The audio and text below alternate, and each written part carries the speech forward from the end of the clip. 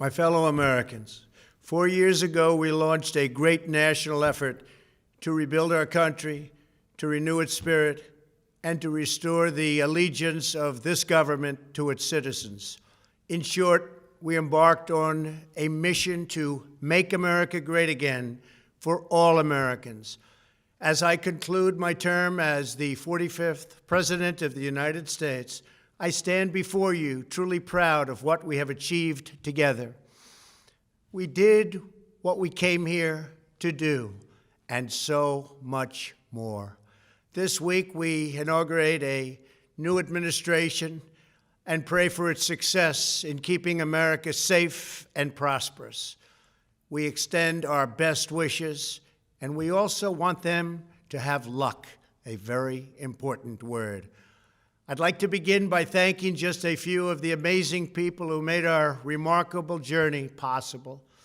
First, let me express my overwhelming gratitude for the love and support of our spectacular First Lady, Melania.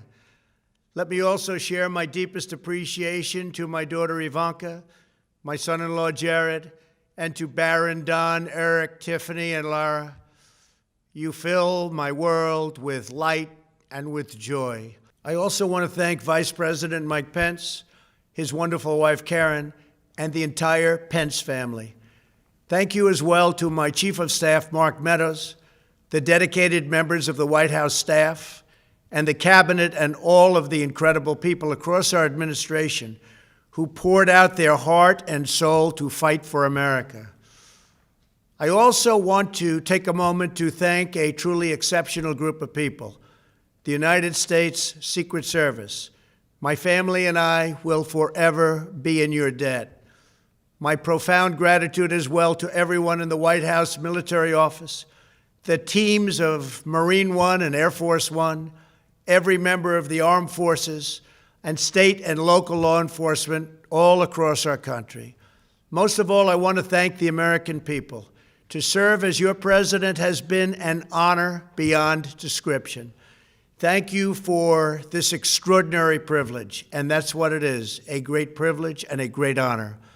We must never forget that while Americans will always have our disagreements, we are a nation of incredible, decent, faithful, and peace-loving citizens who all want our country to thrive and flourish and be very, very successful and good. We are a truly magnificent nation. All Americans were horrified by the assault on our Capitol. Political violence is an attack on everything we cherish as Americans. It can never be tolerated. Now more than ever, we must unify around our shared values and rise above the partisan rancor and forge our common destiny. 4 years ago, I came to Washington as the only true outsider ever to win the presidency. I had not spent my career as a politician, but as a builder looking at open skylines and imagining infinite possibilities. I ran for president because I knew there were towering new summits for America just waiting to be scaled. I knew the potential for our nation was boundless as long as we put America first. So I left behind my former life and stepped into a very difficult arena, but an arena nevertheless with all sorts of potential if properly done. America had given me so much, and I wanted to give something back. Together with millions of hardworking patriots across this land, we built the greatest political movement in the history of our country. We also built the greatest economy in the history of the world. It was about America first because we all wanted to make America great again. We restored the principle that a nation exists to serve its citizens. Our agenda was not about right or left. It wasn't about Republican or Democrat, but about the good of a nation, and that means the whole nation. With the support and prayers of the American people, we achieved more than anyone thought possible. Nobody thought we could even come close. We passed the largest package of tax cuts and reforms in American history. We slashed more job-killing regulations than any administration had ever done before. We fixed our broken trade deals, withdrew from the horrible Trans-Pacific Partnership and the impossible Paris Climate Accord, renegotiated the one-sided South Korea deal, and we replaced NAFTA with the groundbreaking USMCA. That's Mexico and Canada, a deal that's worked out very, very well. Also, and very importantly, we imposed historic and monumental tariffs on China, made a great new deal with China. But before the ink was even dry, we and the whole world got hit with the China virus.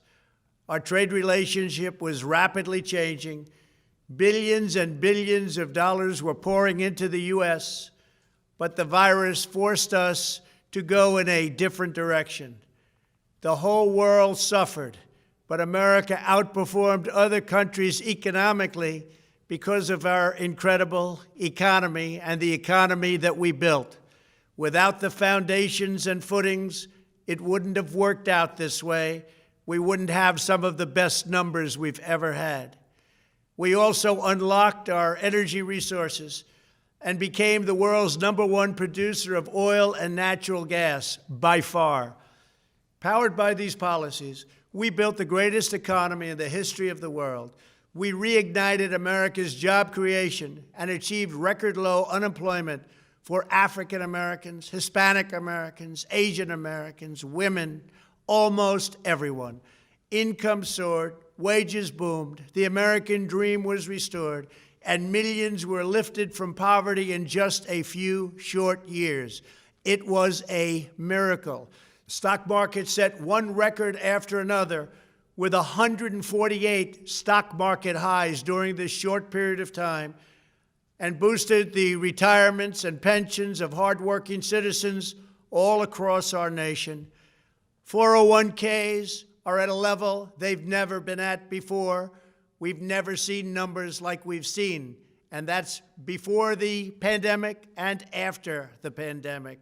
We rebuilt the American manufacturing base, opened up thousands of new factories, and brought back the beautiful phrase, "Made in the USA." To make life better for working families, we doubled the child tax credit and signed the largest ever expansion of funding for child care and development. We joined with the private sector to secure commitments to train more than 16 million American workers for the jobs of tomorrow. When our nation was hit with the terrible pandemic, we produced not one, but 2 vaccines with record-breaking speed, and more will quickly follow. They said it couldn't be done, but we did it.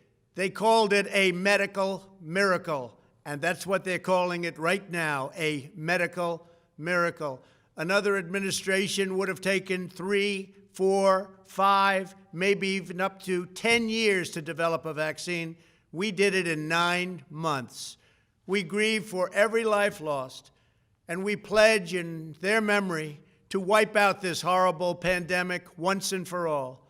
When the virus took its brutal toll on the world's economy, we launched the fastest economic recovery our country has ever seen. We passed nearly $4 trillion in economic relief, saved or supported over 50 million jobs, and slashed the unemployment rate in half. These are numbers that our country has never seen before. We created choice and transparency in healthcare, stood up to Big Pharma in so many ways, but especially in our effort to get favored nations clauses added, which will give us the lowest prescription drug prices anywhere in the world. We passed VA choice, VA accountability, right to try, and landmark criminal justice reform. We confirmed 3 new justices of the United States Supreme Court. We appointed nearly 300 federal judges to interpret our Constitution as written. For years, the American people pleaded with Washington to finally secure the nation's borders. I am pleased to say we answered that plea and achieved the most secure border in U.S. history. We have given our brave border agents and heroic ICE officers the tools they need to do their jobs better than they have ever done before, and to enforce our laws and keep America safe. We proudly leave the next administration with the strongest and most robust border security measures ever put into place. This includes historic agreements with Mexico, Guatemala, Honduras, and El Salvador, along with more than 450 miles of powerful new wall. We restored American strength at home and American leadership abroad. The world respects us again. Please don't lose that respect. We reclaimed our sovereignty by standing up for America at the United Nations and withdrawing from the one-sided global deals that never served our interest. And NATO countries are now paying hundreds of billions of dollars more than when I arrived just a few years ago. It was very unfair. We were paying the cost for the world. Now the world is helping us. And perhaps most importantly of all, with nearly $3 trillion, we fully rebuilt the American military, all made in the USA. We launched the first new branch of the United States Armed Forces in 75 years, the Space Force. And last spring, I stood at Kennedy Space Center in Florida and watched as American astronauts returned to space on American rockets for the first time in many, many years. We revitalized our alliances and rallied the nations of the world to stand up to China like never before. We obliterated the ISIS caliphate and ended the wretched life of its founder and leader, al-Baghdadi. We stood up to the oppressive Iranian regime and killed the world's top terrorist, Iranian butcher Qasem Soleimani. We recognized Jerusalem as the capital of Israel and recognized Israeli sovereignty over the Golan Heights. As a result of our bold diplomacy and principled realism, we achieved a series of historic peace deals in the Middle East. Nobody believed it could happen. The Abraham Accords opened the doors to a future of peace and harmony, not violence and bloodshed. It is the dawn of a new Middle East, and we are bringing our soldiers home. I am especially proud to be the first president in decades who has started no new wars. Above all, we have reasserted the sacred idea that in America, the government answers to the people. Our guiding light, our North Star, our unwavering conviction has been that we are here to serve the noble, everyday citizens of America. Our allegiance is not to the special interests, corporations, or global entities. It's to our children, our citizens, and to our nation itself. As president, my top priority, my constant concern, has always been the best interests of American workers and American families. I did not seek the easiest course. By far, it was actually the most difficult. I did not seek the path that would get the least criticism. I took on the tough battles, the hardest fights, the most difficult choices, because that's what you elected me to do. Your needs were my first and last unyielding focus. This, I hope, will be our greatest legacy. Together, we put the American people back in charge of our country. We restored self-government. We restored the idea that in America, no one is forgotten because everyone matters and everyone has a voice. We fought for the principle that every citizen is entitled to equal dignity, equal treatment, and equal rights because we are all made equal by God. Everyone is entitled to be treated with respect, to have their voice heard, and to have their government listen.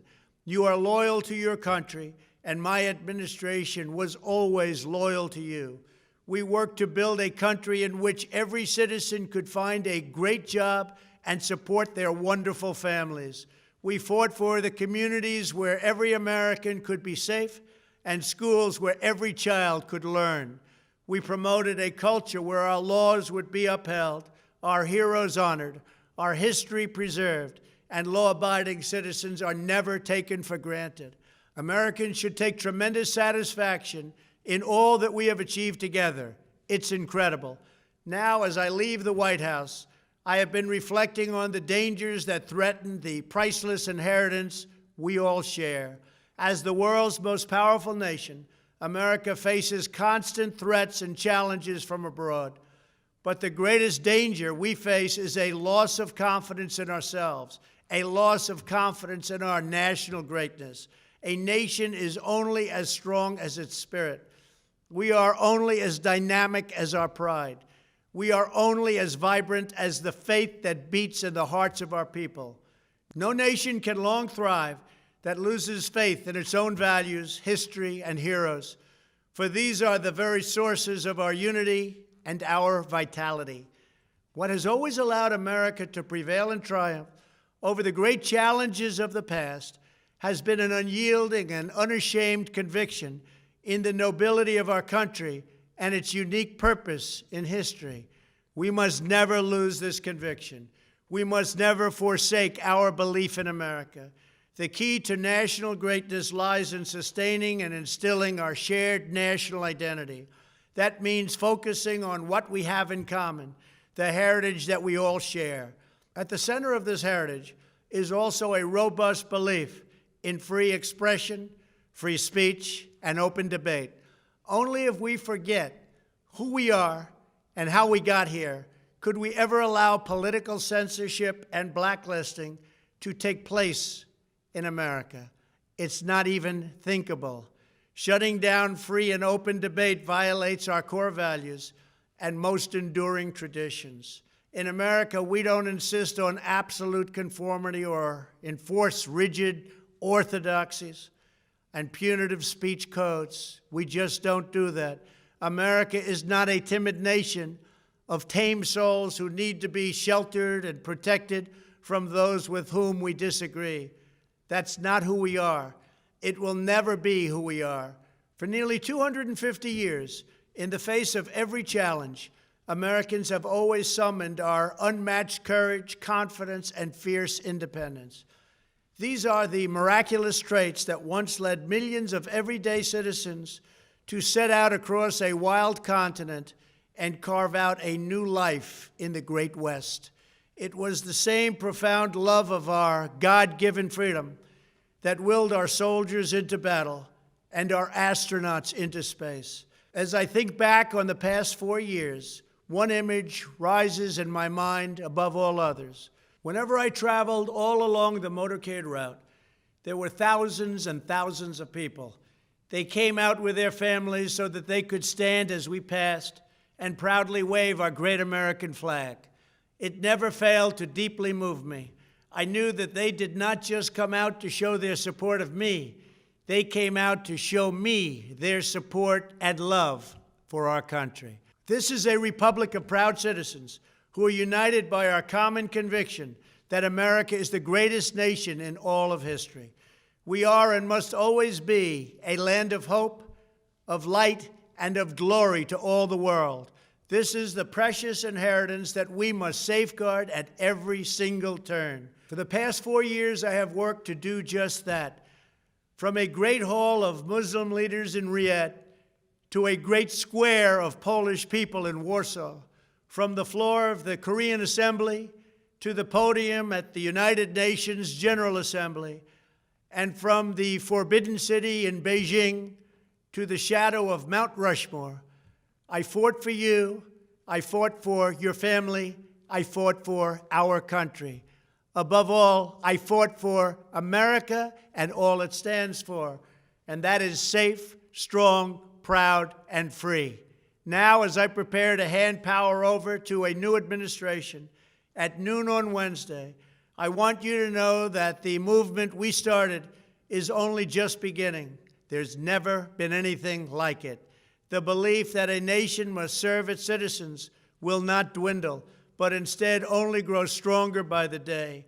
As long as the American people hold in their hearts deep and devoted love of country, then there is nothing that this nation cannot achieve.